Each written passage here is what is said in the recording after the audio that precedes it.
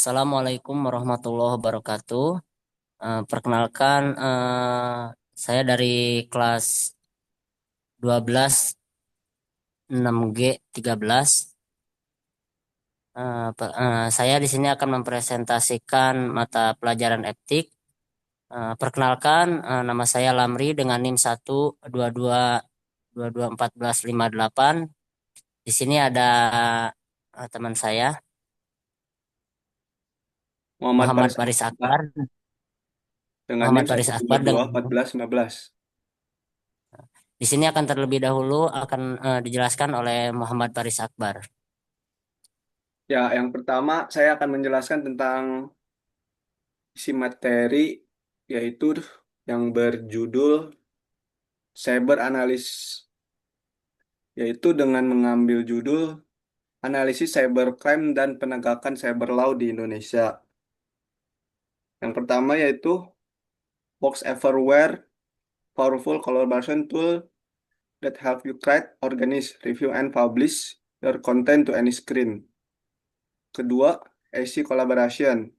Prepare, prepare for the unexpected and delight your audience with a seamless presentation that is always right on time.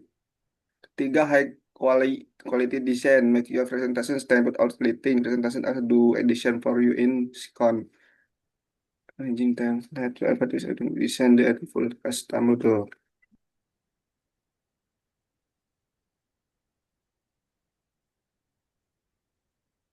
Yang pertama yaitu dampak teknologi informasi dan cybercrime. Analisis kompleksitas dan tantangan penegakan hukum di era digital Indonesia. Yang pertama yaitu perubahan perilaku masyarakat. Teknologi informasi dan komunikasi mengubah cara masyarakat berinteraksi, berbisnis, dan mengakses informasi secara signifikan. Yang kedua, keuntungan dan kerugian teknologi. Meskipun menawarkan banyak keuntungan, teknologi juga menimbulkan risiko baru, termasuk kejahatan cyber yang terus berkembang. Ketiga, kompleksitas cybercrime, yang maksudnya cybercrime mencakup berbagai bentuk kejahatan dari penipuan online hingga pencurian identitas yang memerlukan penanganan hukum yang komprehensif. Yang keempat, tantangan penegakan hukum. Maksudnya penegakan hukum di bidang cybercrime di Indonesia menghadapi hambatan termasuk kurangnya sumber daya dan pemahaman teknologi. Yang kelima yaitu perlunya kebijakan yang efektif. Maksudnya diperlukan kerangka hukum yang kuat untuk melindungi masyarakat dari dampak negatif teknologi dan cybercrime. Selanjutnya yaitu metodologi penelitian cybercrime. Analisis deskriptif dan normatif. Yang pertama yaitu ada metode deskriptif analisis. Adalah pendekatan ini bertujuan untuk memberikan gambaran yang jelas tentang fenomena cybercrime dan penegakan hukum yang terkait di Indonesia. Yang kedua, pendekatan yuridis dan normatif, yaitu menggunakan kerangka hukum yang ada untuk menganalisis dan memahami masalah illegal contents dalam cybercloud. Yang ketiga yaitu penelitian kepustakaan. Maksudnya melibatkan pengumpulan data dari literatur, dokumen hukum, dan sumber tertulis lainnya untuk mendukung analis. Yang keempat, penelitian lapangan, mengumpulkan data langsung dan praktis dan stakeholder untuk mendapatkan perspektif yang lebih mendalam tentang cybercrime. Di sini saya akan melanjutkan dan menjelaskan statistik kejahatan cybercrime Bandung. Analisis data kasus cybercrime di Bandung selama 2017. 16 kasus peng- peningkatan kasus, jumlah kasus cybercrime meningkat di 4 kasus di Januari menjadi 16 kasus pada Desember 2017. 60% kejahatan utama sebagai besar kejahatan berupa penghinaan dan pencemaran nama baik, mencakup 60% dari total kasus. Di sini ada 4 modus. Modus kejahatan, modus kejahatan yang umum termasuk penipuan dan penyebaran konten ilegal, menandakan perluasan metode pelanggaran. 1 sampai 4 kasus per bulan. Rata-rata kasus, rata-rata kasus cybercrime berkaisar antara 1 hingga 4 kasus per bulan sepanjang tahun 2017.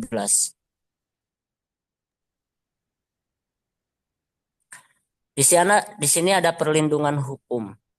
Perlindungan hukum korban cybercrime menjelaskan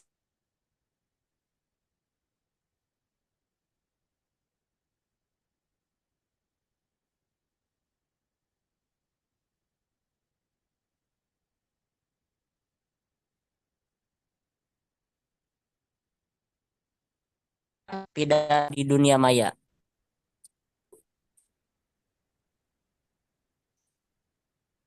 Selanjutnya ada perlindungan hukum korban cybercrime. Di sini menjelaskan dasar hukum perlindungan bagi korban kejahatan cyber di Indonesia.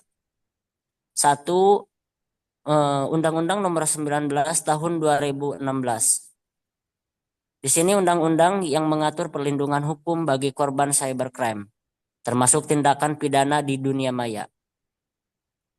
Dua, tindakan pidana terkait konten ilegal, yaitu undang-undang ini mencakup penghinaan dan penyebaran informasi yang merugikan, yang dapat merugikan korban secara hukum dan sosial. Ketiga, perlindungan bagi korban. Memberikan perlindungan hukum bagi individu yang menjadikan korban kejahatan cyber dengan tujuan untuk mengurangi dampak negatifnya.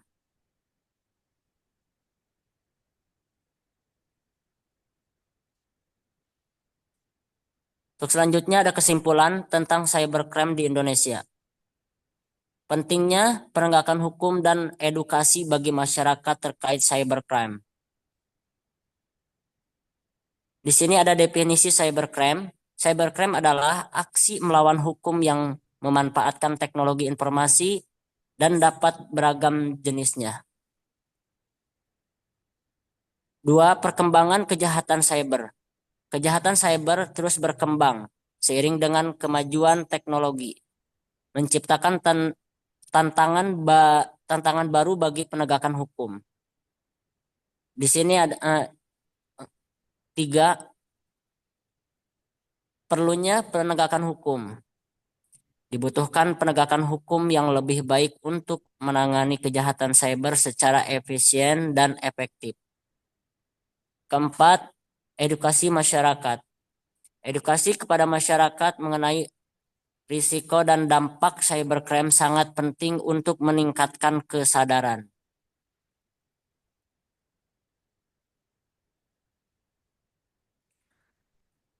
Di sini ada daftar pustaka cybercrime di Indonesia. Referensi terkait penegakan eh, cyber law di Indonesia. Satu, analisis kesehatan subjek. Karunia 2016 membahas indikator kesehatan pada lansia yang tinggal di rumah dengan pendekatan analisis struktural. Dua, kebijakan digital dan penegahan.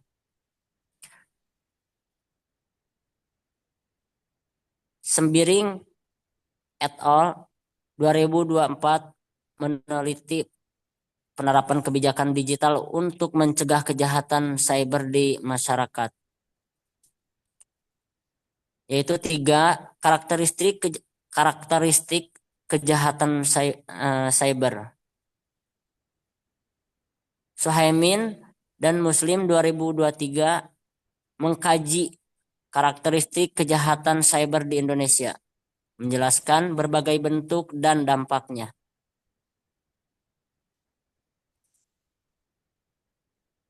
Di sini ada panggilan untuk bertindak dalam keamanan cyber, tingkatan kesadaran dan kepatuhan.